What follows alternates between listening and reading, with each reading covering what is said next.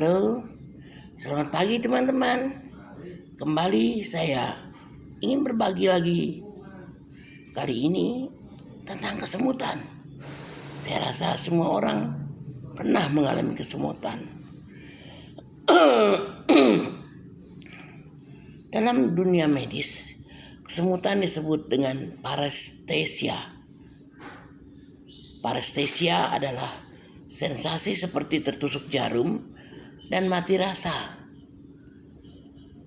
disebabkan oleh tertekannya pembuluh darah sehingga aliran darah ke saraf tidak lancar.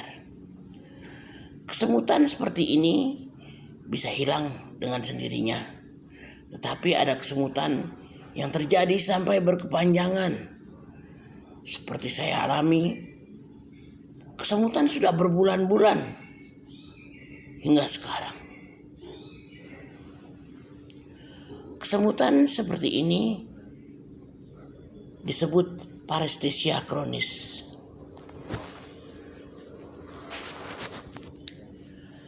Parestesia kronis bisa disebabkan oleh gangguan kesehatan.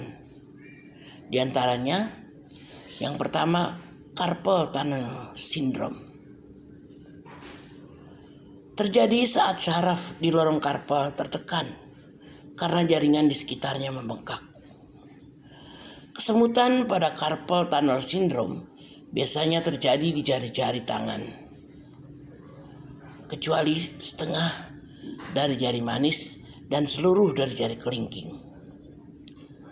Selain itu, gejala yang muncul, tangan terasa nyeri,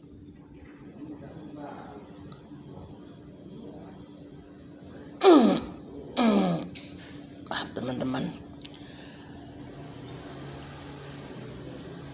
ada rasa seperti terbakar, mati rasa, hingga otot tangan menjadi lemas. Penyakit yang berikutnya adalah diabetes. Diabetes menyebabkan gangguan saraf tepi hingga kita merasa kesemutan berkepanjangan. Ini yang terjadi pada saya. Rasanya sangat tidak nyaman. Sering juga di ujung jari saya seperti rasa kesetrum. Gak enak pokoknya. Teman-teman, saya pernah berbagi tentang gejala diabetes. Apakah teman-teman masih ingat? Baik, saya akan ulangi lagi ya, untuk mengingatkan supaya kita bisa berjaga-jaga. Jika kita menderita diabetes, kita akan merasa haus terus-menerus, lapar juga terus-menerus, kencing sangat sering, bisa satu hari itu bisa 20 kali, terutama pada malam hari, sehingga tidur kita terganggu karenanya. Luka yang susah sembuh, gatal pada vagina, berat badan turun drastis. Ketika pertama kena diabetes dulu, berat badan saya langsung turun 13 kg tanpa sebab apa-apa. Tidak diet, tidak apa. Turun begitu saja. Lalu mata menjadi kabur dan infeksi berulang. Kesemutan karena diabetes akan perlahan-lahan berkurang jika kadar gula di dalam darah kembali terkontrol. Kita akan lanjutkan dengan penyebab yang ketiga.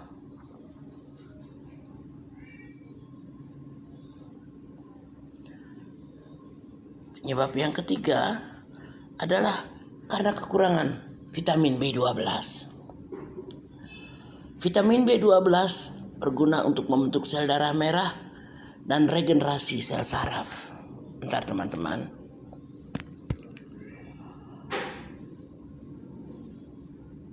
Jadi kalau tubuh kekurangan vitamin B12, pembentukan sel-sel itu akan terhambat. Terjadilah kesemutan, terutama di ujung-ujung jari, tangan, dan kaki. Kekurangan vitamin B12 juga bisa menimbulkan anemia, sehingga tubuh menjadi lemas, terlihat pucat, dan cepat lelah. Penyebab yang keempat, hipotiroid. Hipotiroid adalah penurunan hormon tiroid, bisa menyebabkan neuropati perifer jika tidak ditangani dengan baik. Gejalanya meliputi rasa sakit, rasa terbakar, mati rasa, kesembunan di area tangan maupun kaki. Biasanya disertai dengan gejala mudah lelah. Motor lewat.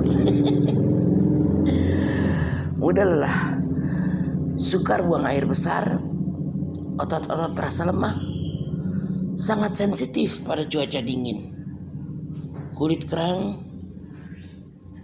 kering, berat badan naik, rambut rontok, wajah bengkak, ditambah kram kaki yang tak kunjung hilang. Motor lewat lagi, berisik, maaf teman-teman ya.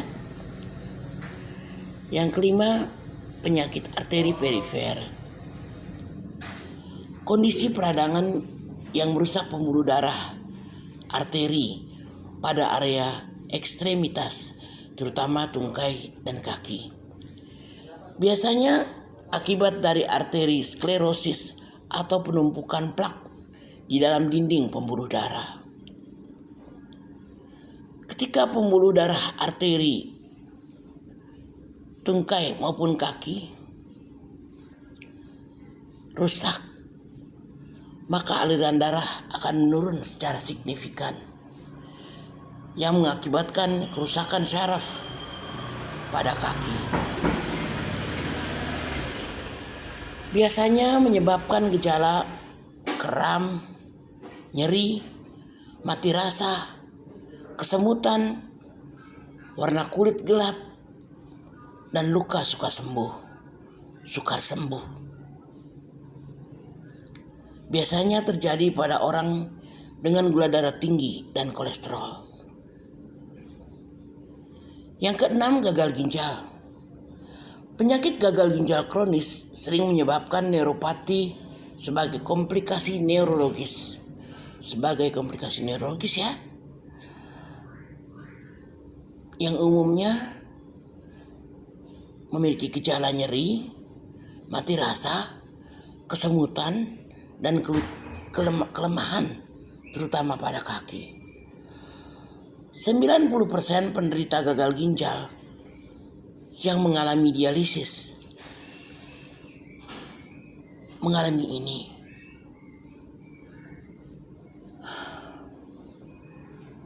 Capek saya bicara sedikit. Oke teman-teman, kita lanjutkan. Untuk kesemutan yang bisa hilang sendiri, tidak perlu kita khawatirkan.